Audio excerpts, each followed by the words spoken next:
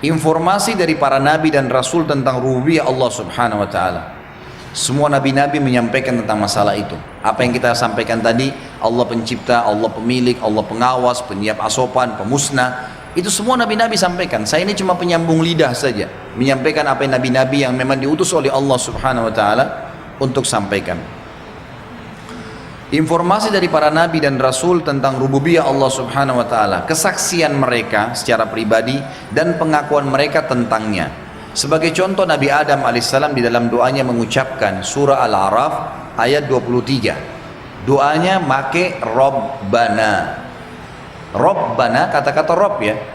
Jadi kalau Bapak Ibu bilang Rabbana atau Rabbi ya, Rabbi ghfirli wali walidayya ya, Rabbana atina fid dunya hasanah. Ini kata-kata Rabb berarti kita sedang bilang gini, wahai penciptaku, wahai penyiap asopanku, wahai yang selalu mengawasiku, wahai pemilikku, dan wahai yang akan memusnahkanku. Itu Rabb.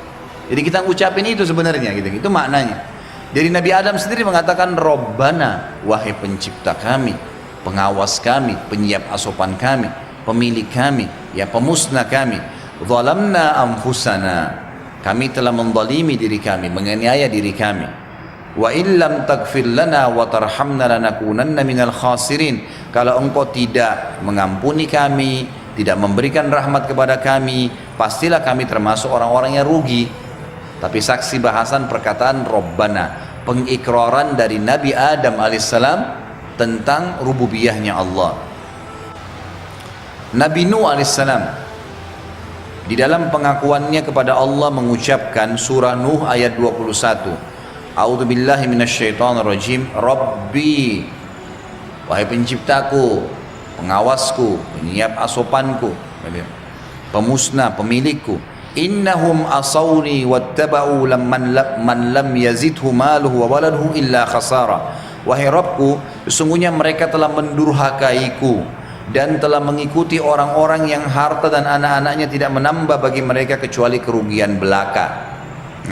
Jadi di sini Allah Subhanahu wa taala menceritakan tentang keadaan Nabi Nuh alaihissalam yang mengeluhkan, curhat kepada Tuhannya. Tahu apa yang terjadi? Waktu sudah Nabi Nuh ucapkan doa ini, Allah Subhanahu wa taala ijabah.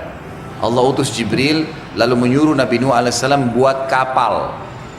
Kapal untuk supaya selamat, gitu kan.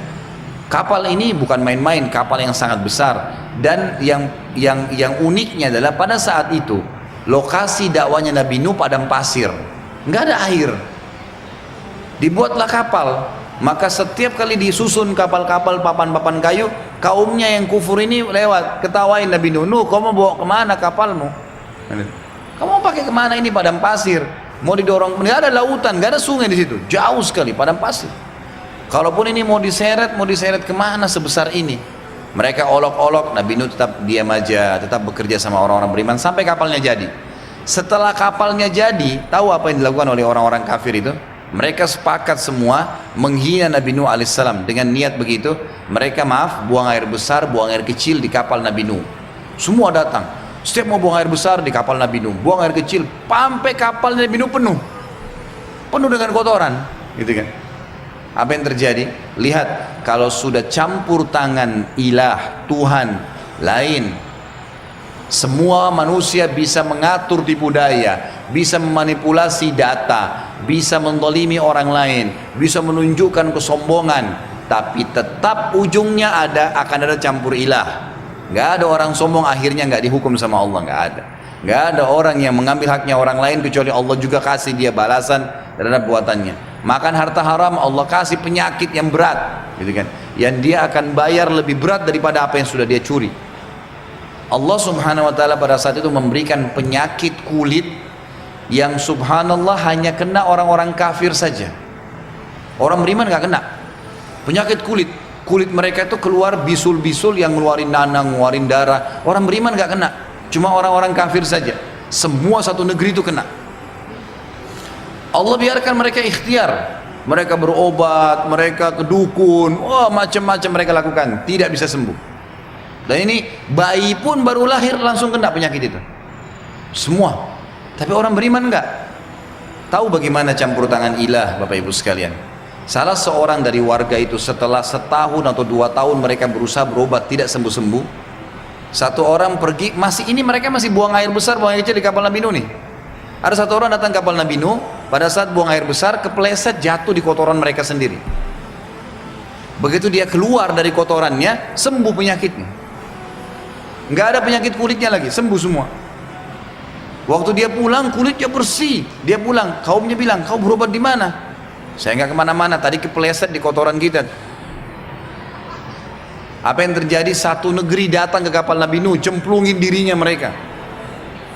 Sampai kata para ulama menjabarkan kisah Nabi Nuh alaihissalam ini, sampai sisa sedikit pun kotoran mereka, itu mereka cuil, gosok. Sampai kapal Nabi Nuh bersih kembali dengan caranya Allah. Karena kalau masih sisa kotoran, masih ada yang kena penyakit tuh, dia harus berobat ke situ. Sudah sampai bersih kapal Nabi Nuh alaihissalam, bersih semuanya gitu kan. Barulah Nabi Nuh alaihissalam disuruh selamatkan orang-orang beriman dan disuruh naikkan siapa yang Allah suruh naikkan, kemudian barulah banjir terjadi. Perhatikan, campur tangan ilah, ketuhanan ini lain. Hati-hati, jangan mengundang murkahnya Allah. Kalau Allah sudah turun hukumannya itu berat. Makanya Allah kadang-kadang sebelum datang hukumannya memberikan dulu tadarruj, tahapannya dulu. Sebelum tsunami ada banjir kecil, sebelum gempa besar ada gempa kecil, sebelum dikenain penyakit berat sering dikasih penyakit tuh tiap bulan, penyakit ini supaya sadar nih, tetap aja dalam masalahnya, sekalian dikasih penyakit yang berat sama Allah, nggak bisa sembuh sekalian, gitu kan? Seperti itu. Jadi harusnya faham ya masalah ini. Nabi Nuh alaihissalam yakin dengan Allah, lalu dia berdoa, ya Allah, ini orang-orang ini 950 tahun saya dakwain nggak mau beriman. Anak-anaknya semua nggak mau, ya Allah. Allah ijabah, buat kapal dan seterusnya seperti kita tadi saya sampaikan. Tapi saksi bahasan Nabi Nuh menggunakan kalimat Robbi, wahai Tuhanku, penciptaku, penyiapkan asopanku, dan seterusnya tadi sudah saya terjemahkan maknanya ya. Maka Allah SWT ijabah. Boleh juga mengucapkan dalam ayat yang lain, masih kisah Nabi Nuh, Asy-Syu'ara 117-118. A'udzu billahi minasyaitonir rajim. Rabbi inna qaumi kazzabun faftah baini wa bainahum fatham wa najjini wa man ma'iyya minal mu'minin. Wahai Rabbku, penciptaku, penyiap asopanku, semua kebutuhanku, yang mengawasiku, yang memilikiku, yang akan memusnahkanku, sesungguhnya kaumku telah mendustakan aku. Oleh karena itu adakanlah suatu keputusan antara aku dengan mereka dan selamatkanlah aku dan orang-orang mukmin bersamaku.